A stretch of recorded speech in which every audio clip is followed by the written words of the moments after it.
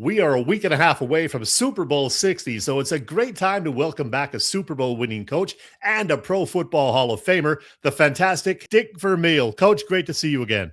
Nice to be with you again. That was an annual event, right? It is indeed. Yeah, 5 years in a row we've done this now. Coach, I'm in New Jersey where we got 9 or 10 inches of snow over the weekend. The wind chill is in the single digits each morning this week. I'm guessing it's a bit nicer where you are. It is nicer in Key West, but it's not as nice as it usually is. Hopefully it will change soon. All right. Coach, let's go back in time 50 years. Early February 1976. You had just finished up your second year as head coach at UCLA. You're a young man of 39, and the Philadelphia Eagles decided they wanted to talk to you about being their new head coach. What do you remember about those conversations, and how did they convince a California guy to take a job on the other side of the country? Well, I remember sitting at my desk 2 days after the Rose Bowl and receiving this phone call from the Philadelphia Eagles and talking with them. They wanted to know if I would be interested in being their head coach. And I said I really wasn't interested. I have a real good job. I don't want to leave UCLA, and I think we can build a national champion here. Of course, I was a little overconfident having just won the Rose Bowl, but that was my statement to them. And they said, well, we're staying over at the Beverly Hills. We have a suite there, the Beverly Hilton Hotel. And if you change your mind, give us a call. So that evening, I called George Allen, who I'd worked for, and he said, Coach, you should go over there because no one calls you and offers you an opportunity to be interviewed for a head coaching job in the NFL. So I hung up. I called Chuck Knox, who I was working for, and he before I went to UCLA, and he said, Coach, you got to go visit with him. So the next day, I talked to my coaching staff about this opportunity. And that time we had 10 assistants, and all 10 of them said, Coach, you got to go talk to this guy. So I called back, and actually it was Jim Murray, the general manager of the team, picked up the phone, and I said, Jim, I'm interested in coming to talk with you. And he said, well, let's meet tomorrow morning at 9 o'clock at the Bel Air. So that was Thursday morning. Few days after the initial call, and I went over and sat down there and visited with him. And I was impressed with Jimmy, great salesman. Okay. I was impressed with Leonard Toast, and there were a couple other people there as well. And so I said, all right, hey, these people are very serious, and they're offering me an opportunity I may never get again or get with such a passionate request. They were really recruiting me. So I said, okay, let's get it done. And that's how it all materialized. Yeah. Yeah. So it worked out, and the rest is history, as you said. Hey, I saw in the Inquirer a few months back that you wear your Eagles NFC Championship ring when you wear a ring rather than your Pro Football Hall of Fame ring or your Rams Super Bowl ring. Why is that? Well, first off, it's where I live. Secondly, there's 17 or 18 of those guys that played on that football that live in town. They all wear the same ring. So, I feel I belong there. That's my home. That's my initial team. And I also felt that I was a bigger part of that team at that time than I was the Rams later on, in that I was the head coach. I was my own offensive coordinator. I coached the quarterbacks, and I called my own plays. And you feel a little more deeply involved in the game itself as well as the overall organization. So that's why I wear it. Hey, you mentioned the offensive coordinator and you calling your own plays. Right now, the Eagles are searching for an offensive coordinator. Of the 4 that have worked under Nick Sirianni, 2 did well, went to the Super Bowl, won a Super Bowl in one case, and got head coaching jobs. The other 2 guys, they got fired. Now, you had a couple of pretty good ones in St. Louis and Kansas City, of course, in Mike Martz and Al Saunders. What makes a great OC? Well, I think a guy that's willing to utilize the knowledge of his entire offensive staff and not feel that he has to dominate every opinion and every decision and mold a scheme that fits everybody, including the players first, and then the coaching staff's opinions, and then be able to handle the pressure game day. But also, there's always specific guys that seem to have the talent to look at different schemes and see things within that defensive scheme that they want to attack that nobody else sees. Mike Martz was that way. Al Saunders was that way. I was not that way.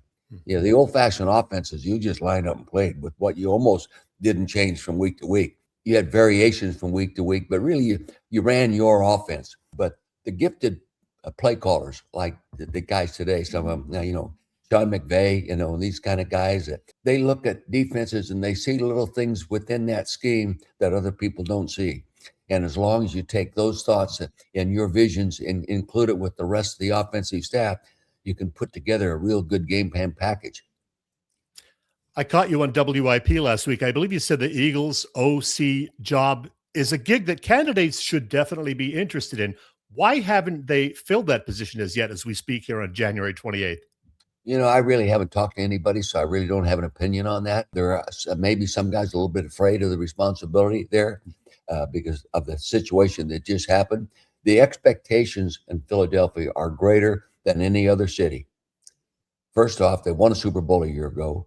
Okay, and secondly, now they don't win the Super Bowl, and an offensive coordinator is fired, and there are people that maybe don't want that responsibility within their first responsibility of being an offensive coordinator. Wow, if I screw up 2 games in a row, they're going to be mad at me the rest of the 14, 15 games. It's intense in Philadelphia, as you know. Oh, yeah. Well, speaking of the Eagles, not the season we were hoping for after last year's Super Bowl title. Yes, they were 11-6, but the offense just never seemed like it was really clicking on all cylinders, and they were one and done in the postseason, losing at home to a banged-up 49ers team. What do you think were the key problems this past season? Well, I think injuries to keep people in the offensive line, and some guys continue to play when they're a little bit banged up, and you're never as good as you would have been if you were 100% healthy. A year ago, they were 100% healthy for the most part, and they just got it done. They had, yes, they had a different offensive coordinator, but I think the number one thing was the injury factor, and the schedule was much tougher, and they beat more playoff teams than they lost to. So that's hard to do. I can remember in the old days, Bill Parcells was one of the only guys that I thought could do it on a consistent basis. It's tough to do when your schedule changes like that. I've experienced the same thing myself, so I know what I'm talking about. But I think that was a factor. And the variations in the schedule, God, my gosh, we're playing Monday night, Thursday nights, at the end, Saturday. I can remember when we went to the Super Bowl and won it, first, there was no expectations. And secondly, the schedule was the same all 16 games. So it was so much easier to have a routine and hold everybody responsible within that routine. So, and I think that was a factor. And maybe the slight change in the offensive coordinator. I say this to myself. I know that the rest of the offensive coaches did not forget what they did last year. So they had to be making suggestions and adding the thoughts that were so successful a year ago to the new offensive coordinator. But it just didn't work. And, of course, somebody has to take the blame. And, of course, they're always after the quarterback, and gosh, he had 6 or 7 games where he had a quarterback efficiency rating over 100. So, Jalen Hurts is a target. It's the easiest position to target when you're not as successful as you thought you were going to be. Well, one of Jalen's targets is A.J. Brown. There was the A.J. Brown drama, of course. Can they bring him back and make that situation work out? I think Nick can. Nick has proved that he can work with controversial personalities. He hasn't had many, and that's Howie Roseman does an unbelievable job bringing the right kind of personnel in there that fits. And AJ, he's different. But, when you read the comments that players say about him, they really like him. So he may display an attitude that's contradictory that you would like him to display. But within the locker room, the players like him. Now, I'm not too sure the coaches are excited about him right now because as verbal as he is. But I think Nick can handle it and Howie could handle it, because if they can't, they wouldn't bring him back. And I kind of believe they'll bring him back. Okay. Coach, February 8th in Santa Clara, not far from where you went to college. It is Super Bowl 60, the New England Patriots and second-year quarterback Drake May battling Sam Darnold and the Seattle Seahawks. The Seahawks early 5-point favorites. How do you see this one playing out? I'm not as deeply aware of either team's strengths and weaknesses as I am the other teams that I follow more closely. But in watching Seattle play, I would give the edge to Seattle. I think they have more offense due to Darnold and the scheme and everything they do with the ball. They're more explosive, and they have proved that they can score against other playoff teams and score well and aggressive. I kind of would leave lead toward them, but I have great respect from before Vrabel in that I broadcast a lot of his games when I was in broadcasting with Musburger at ABC. And I used to say to myself and watching him play, this guy would make a hell of a football coach because you basically demonstrate what you are by what you do. And I never saw him take a slow snap on the football field. And I felt he could transfer that kind of attitude to his players, which he has done. Yeah, should be a good game. I'm looking forward to it. Hey, Coach, we mentioned UCLA earlier. You were there, of course, when John Wooden was the head basketball coach, a legend. Any favorite John Wooden stories?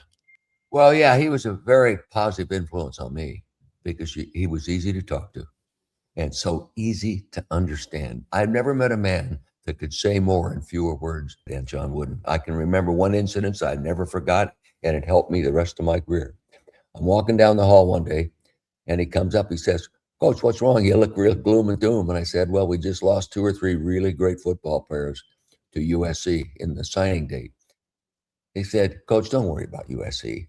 He said, they're always going to have better players than you. Just make sure you make every player you have the best he can be, and everything will take care of itself. And I never, ever forgot that.